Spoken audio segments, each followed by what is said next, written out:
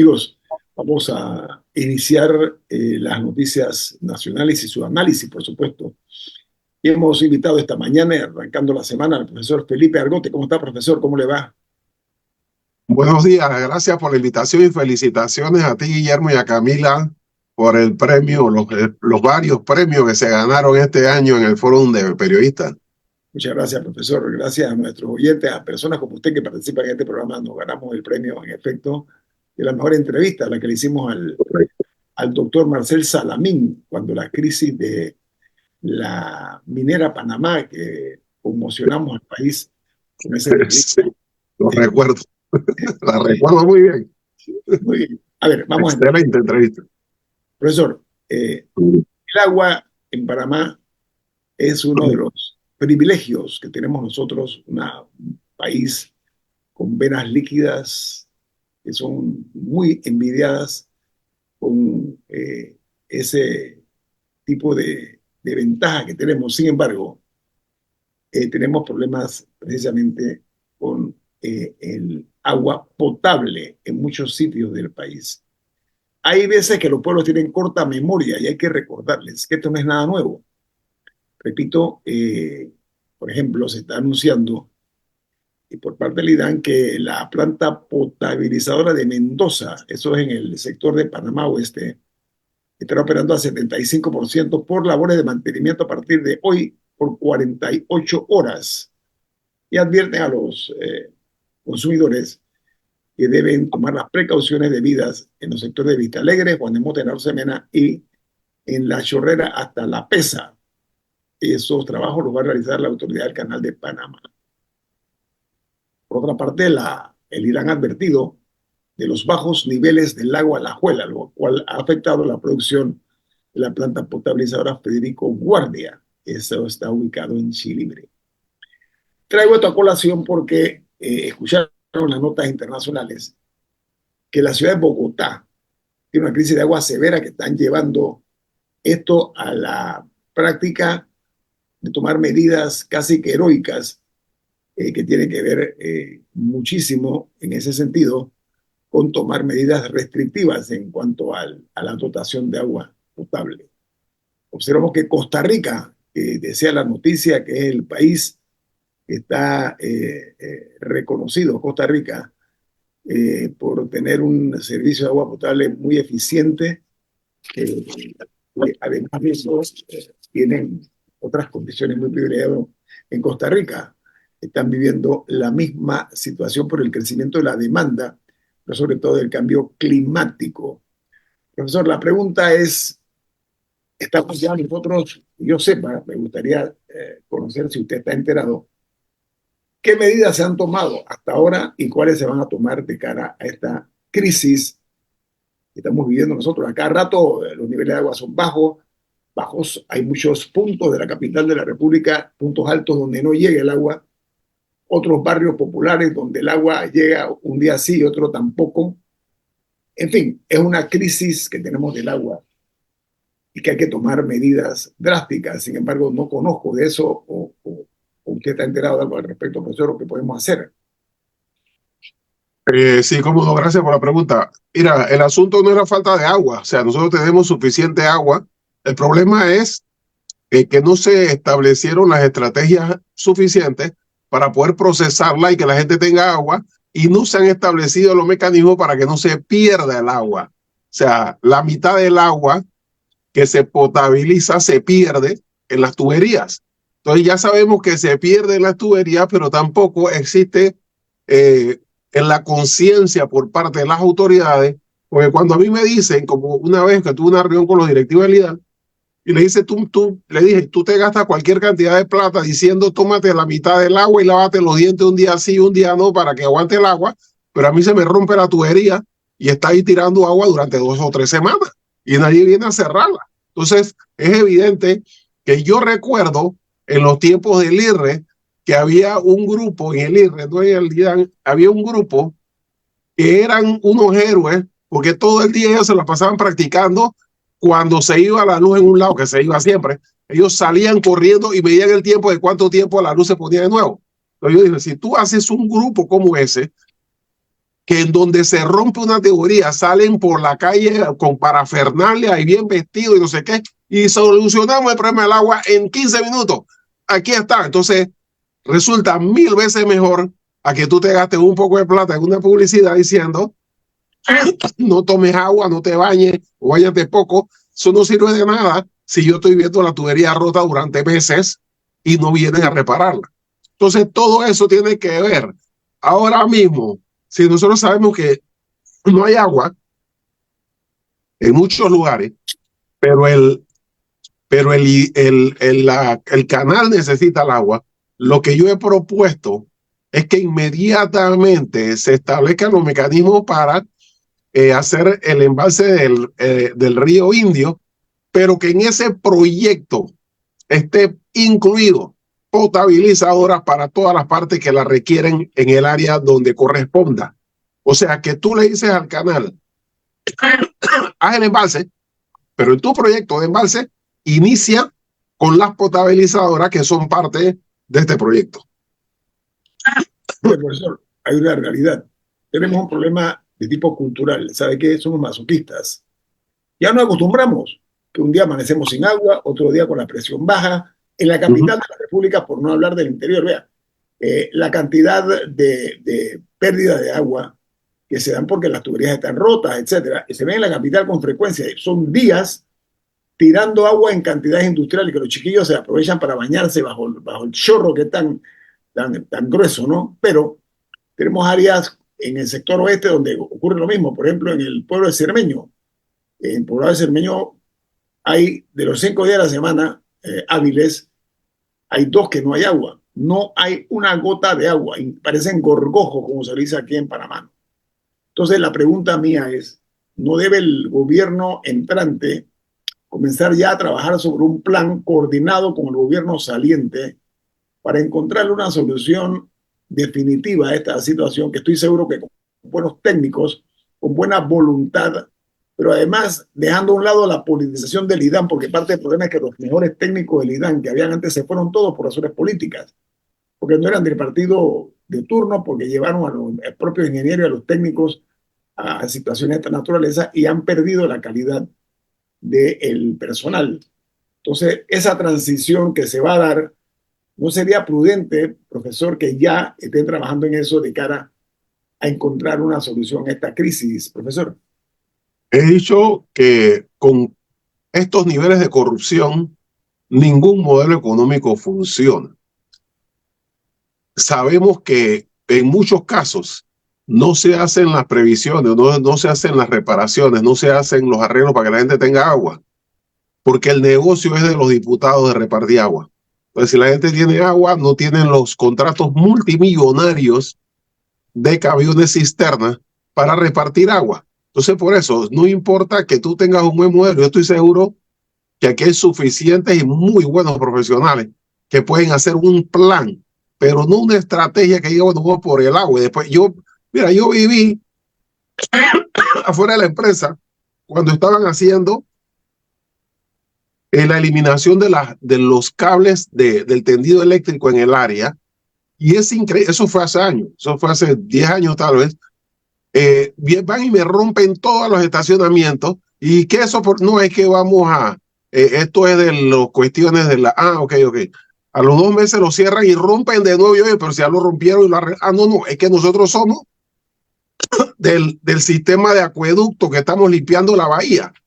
Ese es otro proyecto. Oye, pero ¿por qué no se pusieron de acuerdo? Al tercera vez, no es que vamos a ampliar la calle, rompieron 3 veces el mismo estacionamiento para 3 diferentes proyectos. ¿Por qué? Porque no había una estrategia país que se dijera esto es así, y este es el camino, y vamos. Y si eso pasó ahí, eso pasa en toda la ciudad. Se rompen y se arreglan, y se rompen y se arreglan, porque el negocio es completo. Y si tienes que no romper, entonces vas a perder plata en el contrato y vas a ganar menos. Entonces, todo eso tiene que ver con el asunto de la corrupción. Esa cantidad de edificios, cuando tú ves un edificio que lleva 90%, como los de Río Bajo, y te dicen, y la empresa lo abandonó. Entonces, ¿pero por qué la empresa va a abandonar eso si ya tiene 90%? No, es que él cobró 90%. Pero cuando tú vas a ver Pues si tú no eres ingeniero, no puedes saberlo, ese edificio no lleva 90, lleva 60, pero le pagaron 90. Así que para él no es negocio, termina a 10 porque va a necesitar 30% de gastos o 40, porque ese edificio nunca llegó al 90 que le pagaron y por eso lo abandonan. Entonces eso ocurre en la mayor o una gran cantidad de contratos y ese es el esquema de corrupción que nosotros vimos en el juicio. ¿Recuerdan el juicio que estaban? Dijeron, le damos 20% adelantado, me dan un cashback por el 20, después, pero como ya pagaste la coima, lo que te hizo el contrato no es, entonces tú necesitas una adenda. Y si no te dan la adenda, abandonas el contrato. ¿Por qué? Porque ya tú no llevas el avance que dicen. O sea, todo ese esquema de corrupción del agua, de tal, con eso, si tú no golpeas eso directamente, tú puedes tener la mejor voluntad del mundo, pero no vas a resolver el problema. O sea que, profesor, yo conmino a los nuevos diputados a que se ahorren el ridículo y sobre todo el escarnio que han bebido los diputados actuales, que han hecho de la tragedia humana una fiesta, una festividad. ¿Por qué? Porque a falta de agua, el negocio de muchos diputados y otras autoridades es el negocio de los camiones cisterna, que ningún gobierno se ha atrevido a ponerle coto a eso. Un gran negociado. Y eso es una vergüenza porque humillan a la gente haciendo fila con mujeres con tanques de agua para poder llevar agua a su residencia para bañarse, para la limpieza de los trastos, etcétera. Y es una buena oportunidad para enmendar ese vergonzoso error. Le llamo error para no decir el latrocinio que ha representado el negocio del agua. Los dueños de los camiones cisternas muchas veces son personas vinculadas a los propios diputados y agentes de gobierno. Bueno, hay que ponerle punto final a eso y hay que meterle el dinero suficiente en los puntos críticos para lograr que nuestro país pueda mejorar la condición de vida de sus ciudadanos. Viene más. Esto es En Perspectiva, un programa para la gente inteligente como usted. Amigos, nos queda muy claro que en Panamá hace falta un plan hídrico nacional y que es indispensable para el consumo humano del agua, pero también para el tránsito de los buques que transitan por el canal de Panamá. Es una sequía severa, unos calores insoportables y no estamos viendo el problema con seriedad. Vamos a ver qué pasa, porque dice que el año pasado llovió un 30% menos comparado con el promedio histórico que disminuyó los tránsitos de barcos en un total de 2.211 tránsitos menos. Presten mucha atención, parece poca cosa, pero no. Estamos perdiendo competitividad, nos están saliendo competidores por todas partes al canal de Panamá. Y la propia ruta ha perdido clientes y la peor situación es que han perdido confianza en el canal de Panamá. Estamos enviando una señal clara de que no estamos resolviendo con seriedad la crisis del agua o la falta de agua. Y aquí seguimos nosotros permitiendo la devastación de bosques y eso lo hacen silenciosamente algunos que incluso han hecho de eso un gran negocio. Cambiamos el tema, profesor Argote. Gracias por estar con nosotros esta mañana. El plan, el proyecto, me parece impostergable del tren a Chiriquí. Y yo creo que la propuesta que se ha hablado de hacerlo de David para Santiago, yo creo que eso es lo más inteligente. Pero parte del problema es que hay sectores que se dedican a la construcción de carreteras que ven su negocio afectado, el negocio de construir carreteras, porque aquí no se da mantenimiento a las vías, sino que todo lo contrario. El negocio, la corrupción está en la construcción de carreteras. Camila, adelante. Creo que no es tan sencillo como eso. O sea, al final del día, yo he escuchado mucho hablar del tren Panamá-David, pero personalmente no sé si existe y simplemente no ha cruzado por mi camino el plan de viabilidad. O sea, de entender cuál sería la ruta, cuántas serían las paradas, cuánto estiman que sería el tránsito, o sea, el uso de esta vía, cuántas veces al día pasaría, si sería de pasajeros o si incluiría carga, o sea, todas esas cosas, porque al final del día, miren lo que nos ha demorado hacer líneas del metro en la ciudad. Y bueno, ahora por fin se está extendiendo a Panamá Oeste, ni siquiera hemos podido hacer el tercer puente sobre el canal todavía. Eh, sí creo que, si bien es una aspiración de mucha gente, el tren a Chiriquí, estoy segura que a todos nos encantaría que hubiera un tren a Chiriquí. Creo que no es tan sencillo, en especial con la situación económica que encuentra Panamá. Ah, perdón, se me olvidaba algo muy importante, el costo, o sea, cuánto va a costar, en cuánto tiempo se haría, si se haría por partes. O sea, antes de hablar del tren Panamá-Chiriquí, creo que es importante saber este tipo de cosas para poder hacer verdaderamente un análisis de la situación. Pero hay un proyecto, una comisión, perdón, de alto nivel del proyecto ferroviario Panamá-David.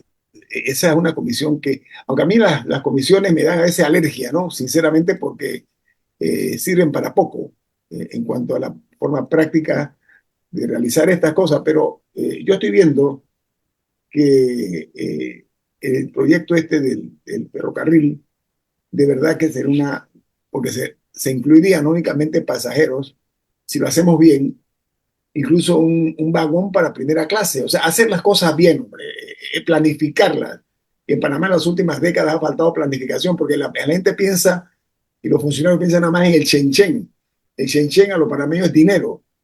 Todo es un asunto de negocio para un grupejo de personas que se benefician de las obras de este país. Entonces, planificando bien, haciendo un proyecto ferroviario que no únicamente lleva pasajeros, sino también carga, como un tiempo estuvo entre Panamá y Colón, el ferrocarril que fue un éxito total. Hombre, aquí de un palmazo se eliminó lo que había, el tren en Chiriquí, el tren era muy eficiente. Entonces, estas cosas hay que verlas con más seriedad. Profesor, no sé su opinión cuál es.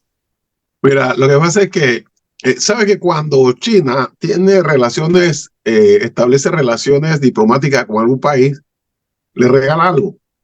En el caso de Costa Rica, ellos pidieron un estadio de fútbol. Y ellos tienen un estadio de fútbol espectacular, hecho por los chinos. El gobierno panameño le pidió el estudio de factibilidad del tren a Chiriquí. Eso cuesta millones, realmente, pero es un estudio que está tan escondido que nadie lo tiene. Y yo me he pasado la vida buscando a todo el que aparece en esa comisión, porque había ingenieros panameños, además de los chinos, que trabajaron ahí de la Universidad Tecnológica y nunca he recibido ese estudio, pero yo sé que el estudio existe y que el costo que ellos calcularon fue 4.200. Lo que no vi es el estudio financiero, el estudio económico, el estudio de mercado, que es el que te dice cuántos pasajeros y cuánta carga mínimo tienes que mover por mes para lograr el break-even point, el punto de equilibrio. O sea, ese estudio existe. Lo que pasa es que aquí luego te sale gente que es muy reconocida, que tengo gran aprecio, pero que no son profesionales en el área, sino que son abogados, y dicen, bueno, es que yo vi en internet que cada kilómetro de ferrocarril vale no sé cuántos millones, con la eso vale 11.000 millones, están equivocados, vale 11.000. O sea, tú hiciste un estudio de factibilidad, hacer un estudio de factibilidad es caro. Eso costó millones, sobre todo el estudio técnico, porque el estudio técnico te dice, por ejemplo, de la ruta, los ferrocarriles tienen que ir horizontalmente, eso no es una carretera, así que tú tienes que abrir túneles. Por eso yo digo que es una gran cosa, porque hasta los ingenieros de mina tendrían que trabajar en ese proyecto, esos ingenieros que se quedaron sin trabajo de la minera, esos proveedores que no tienen a quién darle provisión, esos restaurantes, todo eso quedarían con trabajo. Pero y luego yo veo a alguien que dice, bueno, que hay que hacer el estudio, ese estudio está hecho y lo tiene alguien en este país. Por eso es que usted ve en algunos videos, algunos cuestiones que salen por ahí de dónde es la ruta, porque eso está en ese estudio de factibilidad que nunca quisieron publicar. El hecho que los chinos hayan hecho el estudio de factibilidad no necesariamente significa que ellos tienen que hacerlo, porque luego dicen, no, pero es que si hacemos ese tren, los chinos nos van a invadir. O sea, que tiene que una cosa con la otra, señores. O sea, ahí está el estudio.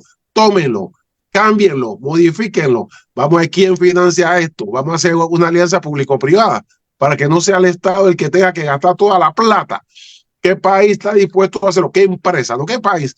¿Qué empresa está dispuesta a poner el dinero y hacerlo? Pero hay que ser la cuestión en forma científica, porque hay ingenieros, hay economistas, hay financistas, hay gente que estudia toda su vida, hacen algo y luego cualquiera dice, no, lo que pasa es que eso no vale eso porque yo hice un cálculo, porque yo vi un número en internet. O sea, eso no funciona. Yo creo, he dicho que el gobierno se enfrenta a la tormenta perfecta, porque tiene el déficit fiscal, tiene la pérdida de la inversión, tiene el problema del seguro social, tiene un desempleo que está llegando al 7,5%, una serie de factores. Sin embargo, eso no significa que este país está en quiebra. Este país invierte 8 mil millones de dólares al año en inversión solamente. ¿O creen que ese metro, ese tren, esa cuestión de 8, todo eso vale mucha plata y el Estado lo cubre? Nosotros tenemos una deuda que no quisiera tener tan alta, pero nosotros no tenemos una deuda más alta del mundo, ni estamos quebrados, ni nada de eso. O sea, nuestra deuda es mediana, alta.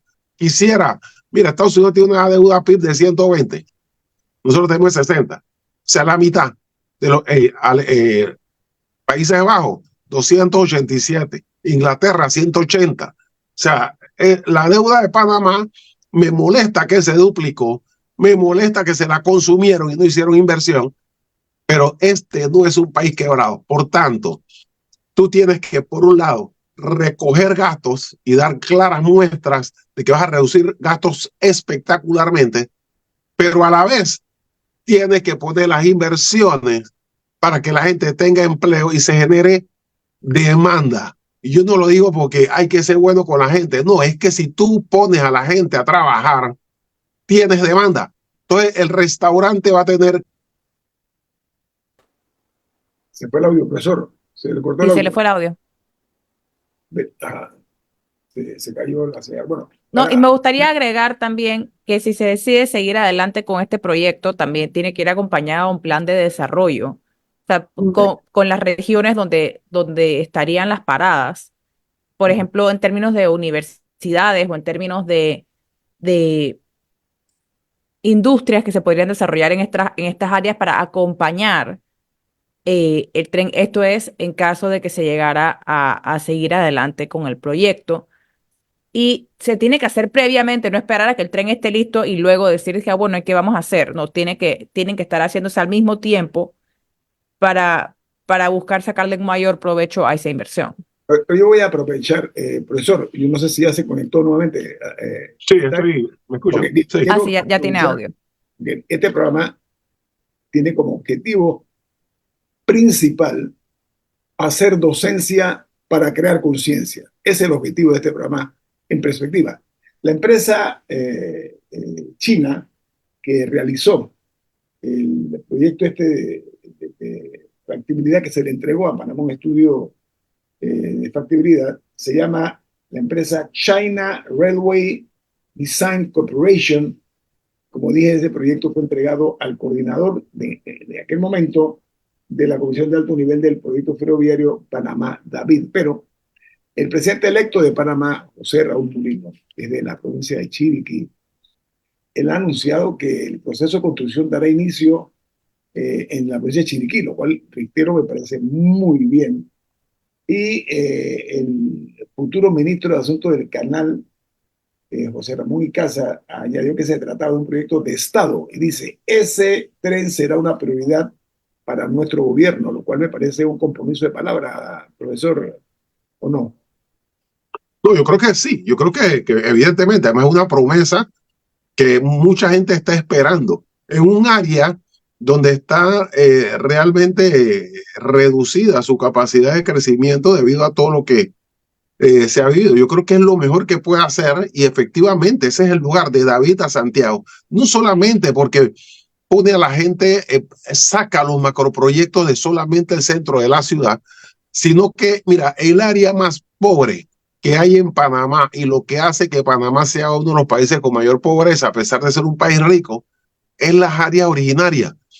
Y eso pasa por ese área y los originarios pueden tener trabajo. Ahí hay gente educada. pero también hay gente que puede hacer trabajos manuales, que para la comarca un salario como ese hace una gran diferencia para llevar a su pueblo y poder avanzar y crecer. Mira, la gente que hace carretera, yo no veo por qué se preocupan, porque en lo que hace el tren es que permite un desarrollo tal que se va a necesitar mucho más carretera, porque el tren no puede ir a todos los pueblos, no vaya a Boquete, no vaya a... No, entonces tiene que ampliar las carreteras, tiene que hacer más carreteras porque la producción aumenta, porque tiene mercado, porque es más fácil llevar tu producto al tren que pasa cerca de la carretera que llevarlo a Mercapanamá, en donde el intermediario se va a quedar con la ganancia. Entonces eso genera toda una dinámica que va a ser mucho más dinero en construcción de carretera, mucho más, y genera, o sea, le da trabajo a los ingenieros que estaban en la mina, le da trabajo a mucha gente que ahora está viendo a ver qué pasa. Además, mucha gente o alguna gente que vive en la ciudad, que se vino en busca de trabajo, cuando se entere que hay trabajo en David, que hay trabajo en Santiago, que hay trabajo en la carretera, va a regresar a su casa con su familia, porque ahí tiene su casa cerca para trabajar allá. Muchos de ellos se vinieron porque no vieron otra alternativa, pero si ven que hay trabajo en su área, se regresan a su pueblo, y eso hace que se quite la mayor concentración de gente en la capital, porque aquí se concentran todos los proyectos. Muchas familias volverían a reunirse. Correcto. Desde el punto de vista humano y social. Vamos al corte. Esto es En Perspectiva, un programa para la gente inteligente como usted. Amigos, el que recibieron varios diputados en las recientes elecciones parece que no lo han comprendido del todo. Hay un problema de interpretación correcta. Panamá necesita recuperar la moral en la política, porque aquí es mera entelequia. Este tipo de criterios y conceptos han dilapidado recursos que mete miedo. Y nosotros hemos mirado para otro lado, porque ellos lo han hecho porque nosotros no nos interesamos. Nosotros lo hacemos aquí, nosotros criticamos esta clase de desmanes cometidos por la pandilla que ha estado en el poder, ¿no?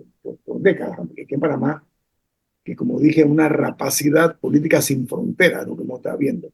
Ahora ha tomado un tipo de interés el hecho de que se da a conocer que solo en exoneraciones para vehículos de los diputados, el Estado pierde $1.400.000. Imagínense ustedes, en 5 años, el Estado panameño debe recibir o de percibir $1.4 millones debido a la importación de 116 automóviles, en su mayoría son autos de alta gama, autos de lujo, todos son Lexus.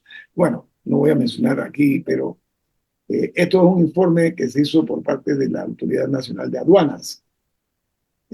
Lo que causa aquí grima y vergüenza es que esto continúe dentro de la Asamblea con la integración de varios jóvenes en la política que han dicho que no van a aprovecharse de los beneficios, pero sobre todo de los privilegios, a pesar de que la Constitución dice que no habrá fueros ni privilegios. ¿Adivinen qué? Sí los hay, y en cantidades escandalosamente exageradas. Profesor, ahí nos ahorraríamos una vez más este tipo de privilegios. ¿Usted tiene esperanza de que con esta nueva asamblea se pueda eliminar este gasto superfluo e innecesario de $1.400.000 en automóviles de lujo para diputados?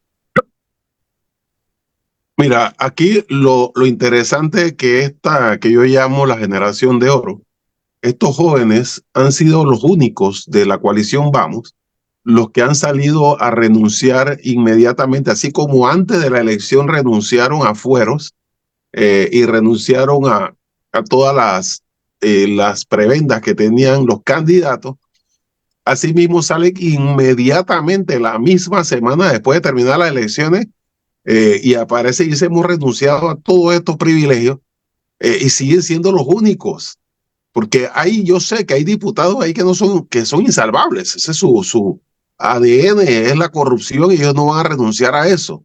Pero hemos visto una cantidad también de diputados nuevos que no son de la coalición, que con una excusa o la otra dicen que no, que lo que pasa es que hay cosas más importantes. Y cuando dicen eso, ya yo sé que no se pretenden quitar los privilegios y son solo excusas. Pero entonces la presión de la población, de la opinión pública, es lo que puede hacer que esa gente se meta en cintura, porque ellos vienen nuevos, vienen con todas las, pero evidentemente en poco tiempo quedarán haciendo la misma práctica de los viejos partidos tradicionales si ellos de salida rápidamente e inmediatamente no se sientan como partido o como bancada o como sea, decir, nosotros también hacemos lo mismo que hicieron los jóvenes de la coalición Vamos, nos quitamos nuestros privilegios.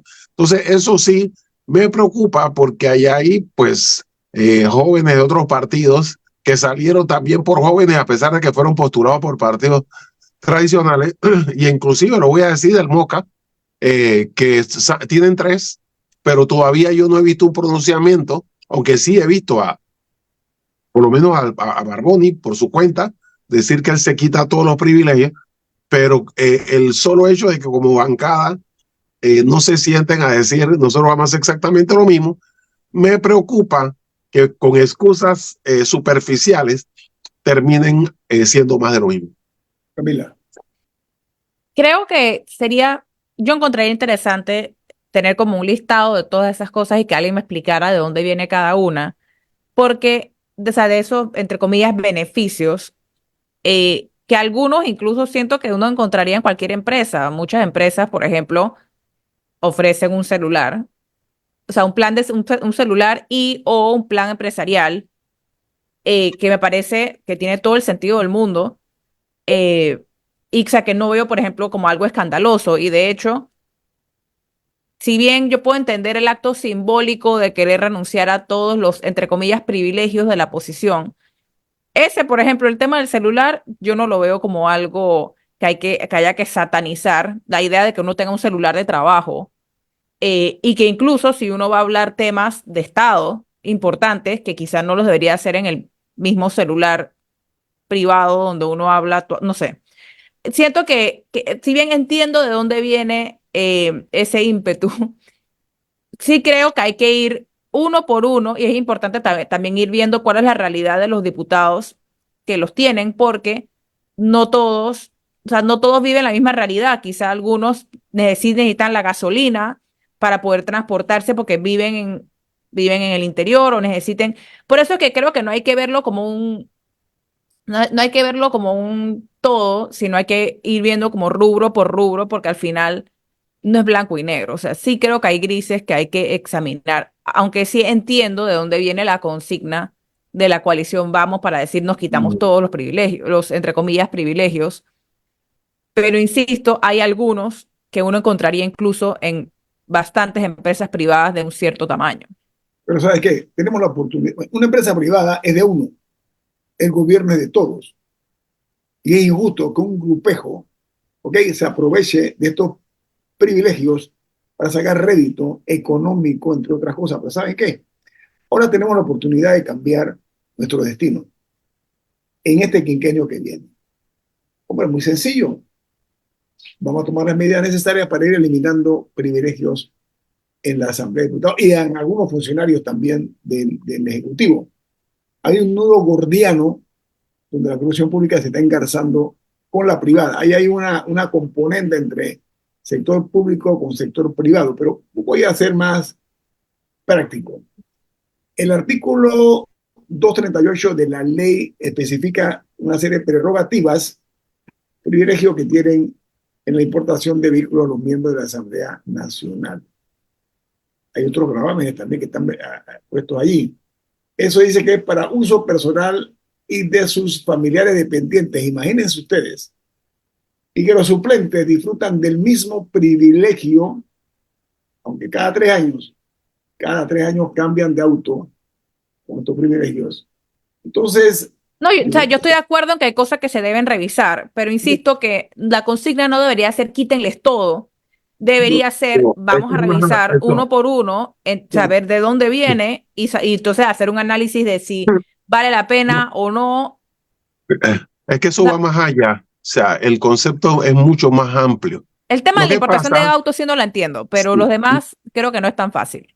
lo que pasa es que no se trata de un listado, o sea, se trata de lo siguiente. Ellos dicen, yo me quito los privilegios, pero creo que todos se lo tienen que quitar. Así que iniciemos discutiendo el reglamento interno. Cuando entras a discutir el reglamento interno, entonces ya entras a discutir cosas que no son necesariamente privilegios. Por ejemplo, la acusación que tiene que llevar unas pruebas y una serie de cosas también se pueden eliminar, pero ellos no pueden decir, yo elimino que me tengan que traer pruebas para acusarme, porque eso no tiene sentido. O sea, ellos hacen eso con el objetivo de que arranquemos discutiendo ese reglamento interno que va mucho más allá que los privilegios.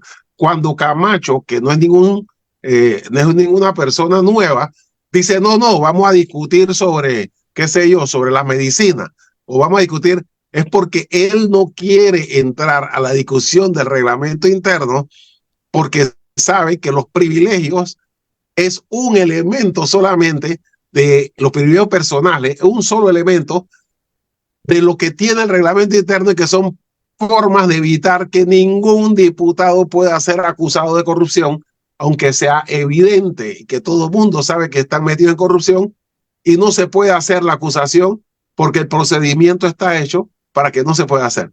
Entonces, de eso se trata, de arrancar la discusión para que todo eso se venga abajo. Ahora, yo que soy un crítico muy severo del comportamiento de algunos diputados, estoy observando aquí una información que dice que 33 diputados no optaron por el beneficio de importación libre de impuestos de vehículos y están miembros de todos los partidos, excluyendo del Molirena, fueron los únicos que no lo hicieron. Pero sí lo hizo la bancada independiente, Juan Diego Vázquez, Edison Rosell, Silvero Fernández, sí lo hicieron.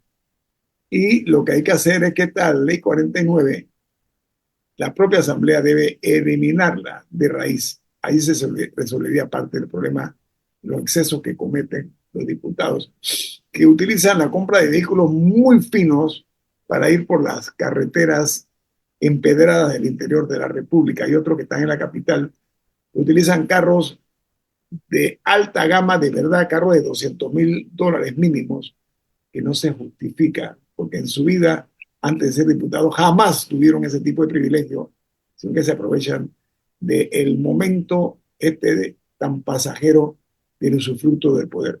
Bueno, se acabó en perspectiva por el día de hoy. Profesor Felipe Argote, un placer siempre tenerlo aquí en este programa en perspectiva. Cómo no, gracias por la invitación. Y de nuevo, felicitaciones, Guillermo y Camila, por el premio recibido esta semana. Muchas gracias, profesor. Que tenga usted un buen día. Placer, como siempre. Cómo no. Hasta luego.